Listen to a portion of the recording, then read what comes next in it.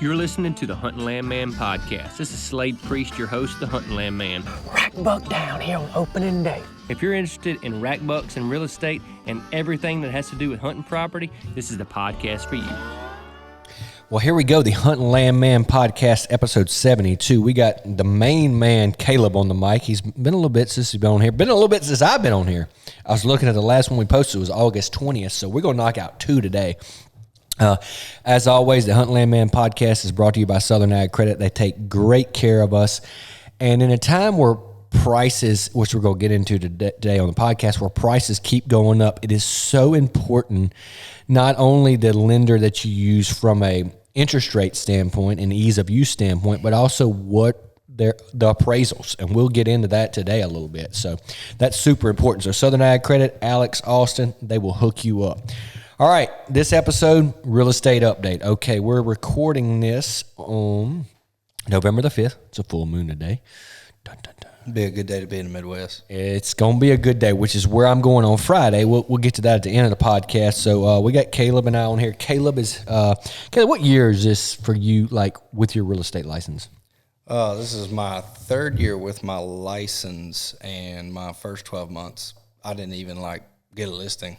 So right. It's really I just wasn't pursuing that at the time, and now this is technically year 2. All right. If you watch the news or listen to most real estate agents right now, general consensus is it's been a slow year. Is that fair? For most, no, I'm talking about for us. I'm talking about most people. Yeah, no, a lot of agents will tell you it's slow. And a lot of top-end agents are saying, oh, no, I'm doing real good. Mm-hmm. That's kind of always a theme. You know, when the market goes down, the agents that don't do as good a job with their marketing and things like that, they usually slow down a lot. And the guys like Caleb, you know, we continue to go. Caleb, you'll have your best year ever this year, correct? Yep. Have you already hit there, or you almost? Yeah, I've already hit there. And I think I'm going to have my 2nd best year ever, which is huge. So we're super excited. But interest rates have dropped, twice in this fourth quarter? I think in the last 6 months. Actually, in the last 4 months, we've got 2, something small, but still encouraging. And we're heading to excuse me, we're heading to a good place. And, the coolest thing, and I've talked about this a million times, but just in case you hadn't heard it, like right now, when these interest rates go down, it is not arguable what's going to happen.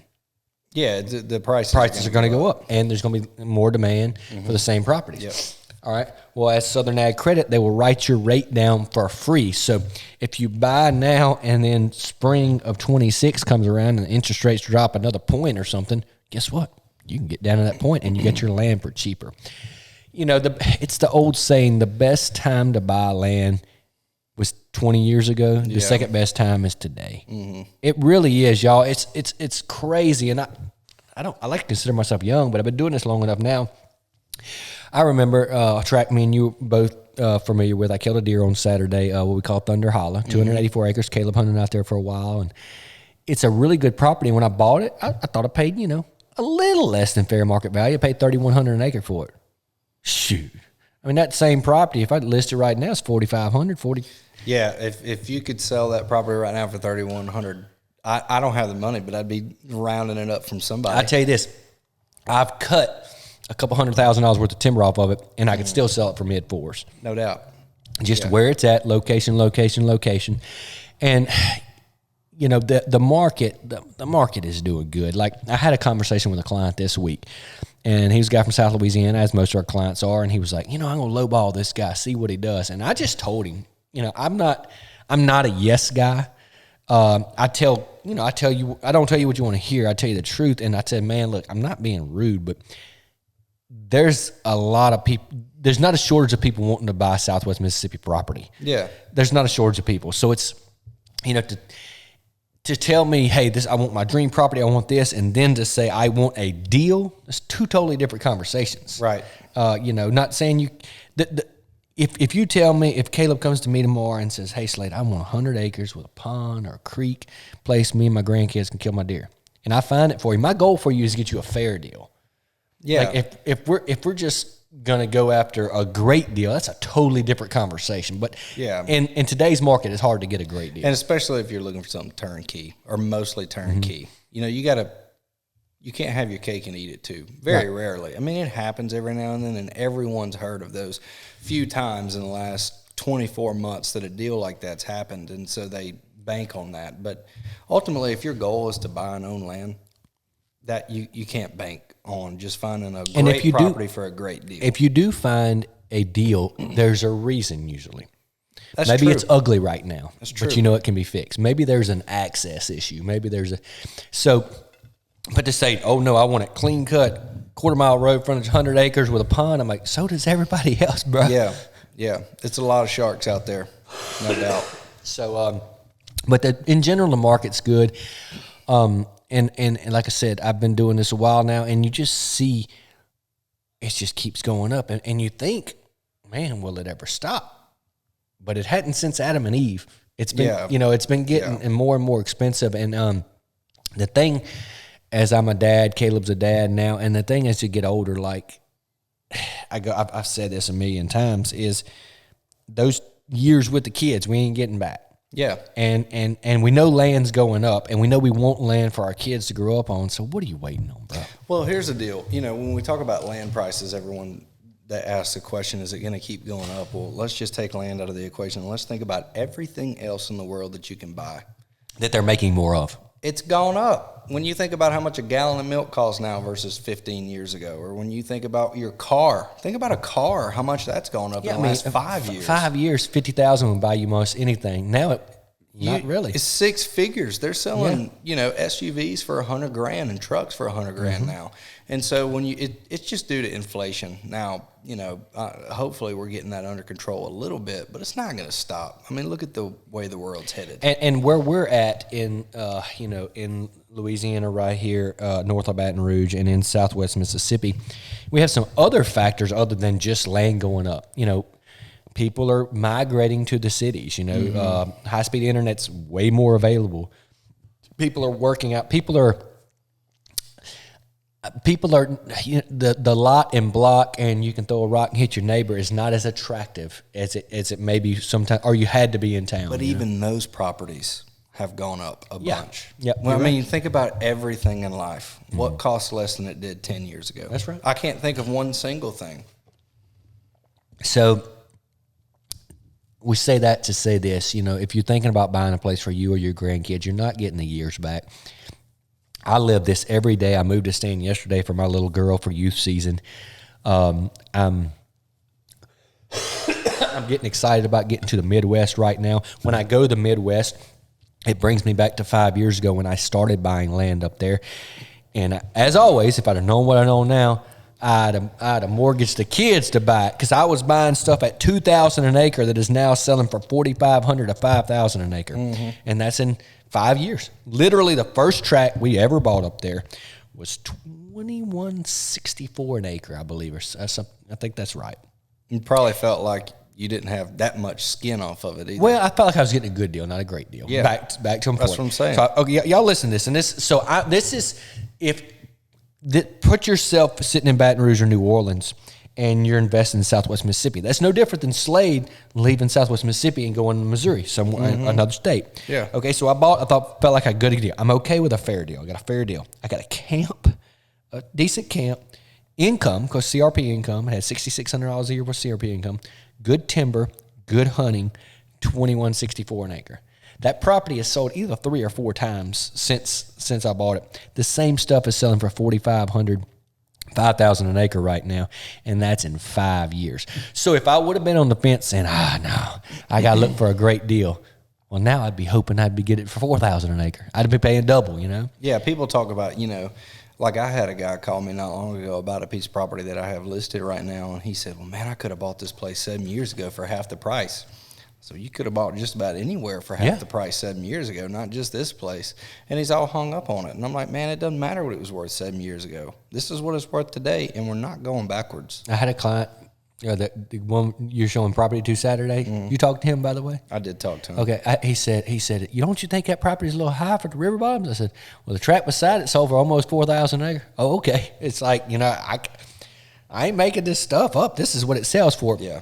The comment I get the most, Zeb, you can put this on the Instagram reel constantly. Oh, that property ain't worth that much. Y'all charging too much.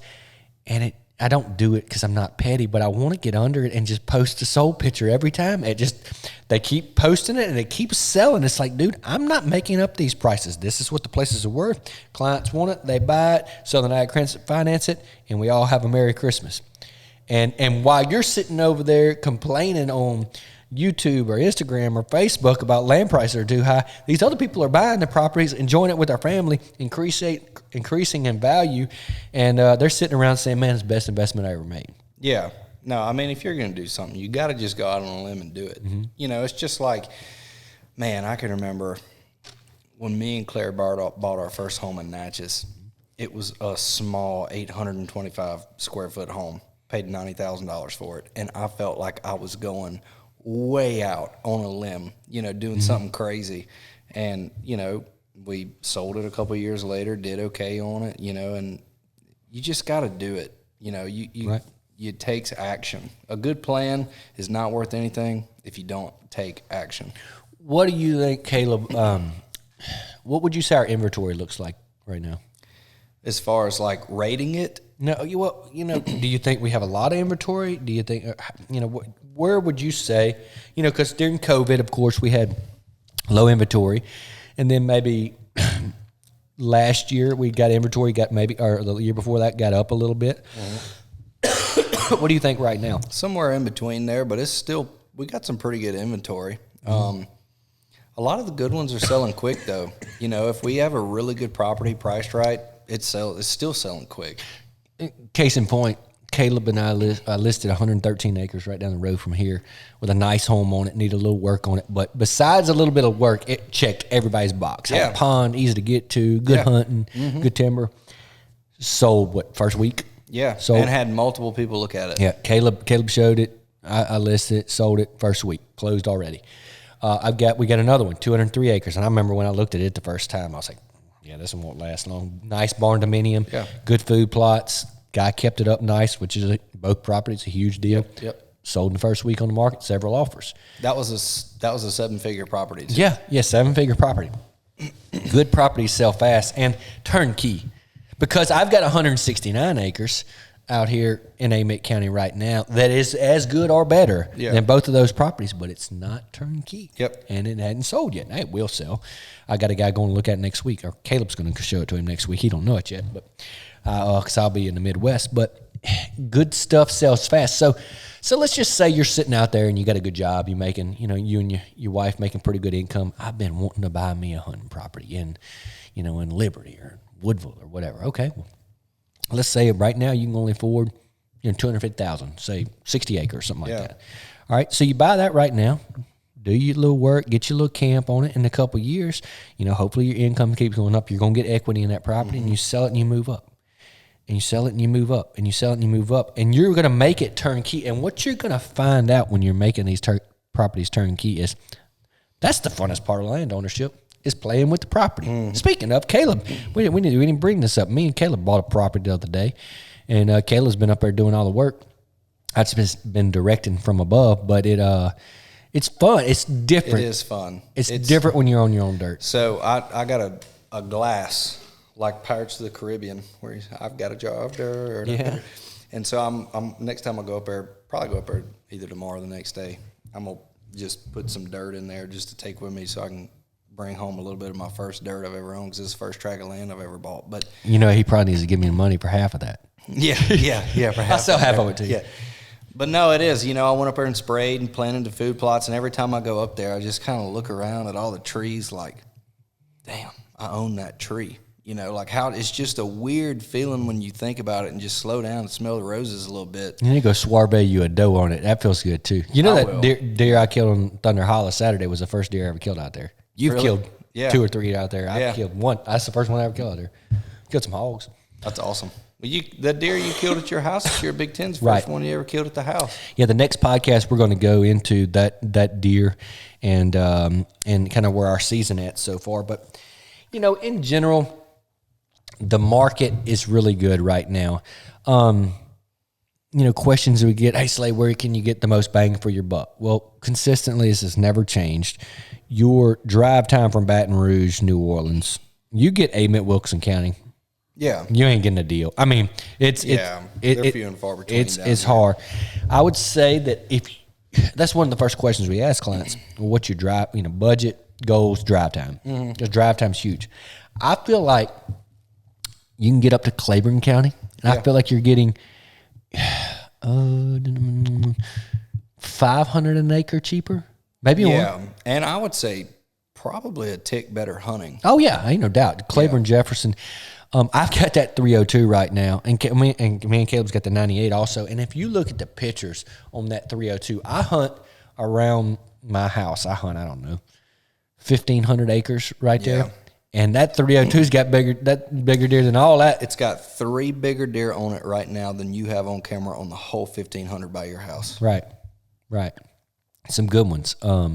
It's just it grows big ones. That area still has some bean fields around. The dirt just grows bigger, nicer bodied deer, and so I think if you're willing to drive, I guess that's an extra hour, an hour and a half, depending on exactly where But if you're willing to drive up there, you save. Now, if you say, well, why wouldn't I do that? Okay, and this is what I tell clients all the time too. I probably talked about it on the podcast before. What happens a lot of times is people come right by the McComb office where we're recording from today. They go up 55 and they buy up like Holmes County, north of Jackson, somewhere in there, Atala, and they get banger property for $2,000 an acre or somewhere around in there. I mean, bad to them on big deer. Yes, it's awesome. But what happens is, and I only know this because clients tell me, the first year everybody's gung-ho, man, let's Friday afternoon we go. Then the next year comes around, everybody's not, and by year 3, they're like, I don't feel like driving home on Sunday afternoon after going up there and hunting all weekend. It takes 4 hours to get up there. What do? They sell that and they buy down here.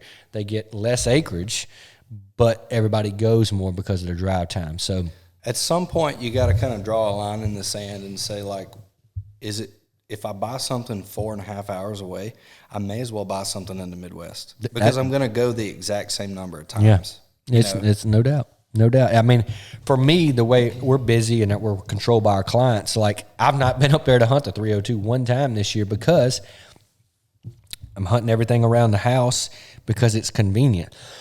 Same deal with me on the 98. Mm-hmm. It's like, I've got a couple other places. You got to commit half a day to go up there. Yeah, I mean, well, you got to – it's like you got to make the decision to sacrifice a little bit of work or a little bit of family time. Because when you get free time to go hunt, you've got to spend that either with the family or doing honeydews or, you just got to make your time. And it's not like you can make time to go hunting. You only have a certain number of hours where you can go. And then you're trying to time it with weather and things like that. Yeah, it's tough, and it's only an hour from the house. Mm-hmm.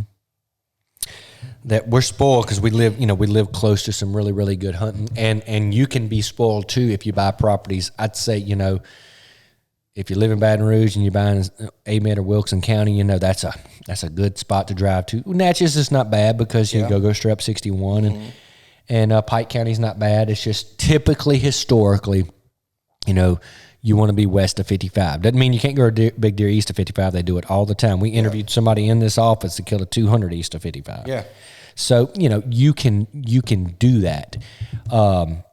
But typically you want to be in that southwest corner is where most people want to be. Appreciation seems to happen more, and there's a reason for it. Because if you like it because of the drive time, when you get ready to sell it, somebody else will too. No doubt. But in general, if you see something you like, you need to get on up here. I think that we're going to continue to see a good rest of fourth quarter, and I think we're going to hit the ground running in 2026. I don't know. It's going to be good, and I'm excited. We're working on a lot of different projects. I've got offers on 2 different tracts of land for us to split up to make affordable stuff that y'all can buy right now, which we've done in the past and done real good on. And we're just excited. We're going to jump off of here. And our next podcast, we're actually going to do right after this, so y'all can listen to it on a different day on your way to the stand, on your way to the Midwest, or on your way to work. We're going to talk all about a straight-up deer hunting to kind of give you an update where we're at right now. Like I said, we're November the 5th. I've had an exceptional season. Caleb has hunted a little bit, not a whole lot. And I'm headed to Missouri to hunt the big ones on Friday. So super excited about that. We're going to get into that on the next podcast. Y'all have a blessed day, and we'll be right back at you. Real quick before we get off. What's your 2026 prediction for the real estate market, just as a whole? And this is total crystal ball. I'm going to sell $100 million. Okay. Well, what I'm saying, the market. What do you think the market? Well, in order for me to sell $100 million market, it's got to be really good.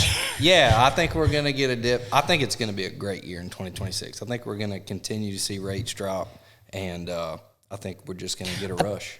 Speaking of that, this is what my prediction is. Okay, right now, but rates are dropping. There, you hear it in people's conversations.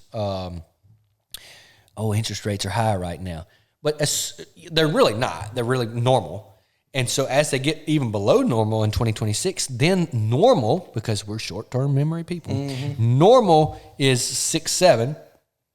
And when it gets down to 5, 6, it's below normal. We're going to forget about the 3 or 4 we were at 4 years ago. I think we're going to start to see a lot of rates and some 5s. And I think 5 is just like a good number in a lot of people. It's like a number a lot of people can swallow. I think they're just going to be comfortable and motivated to buy.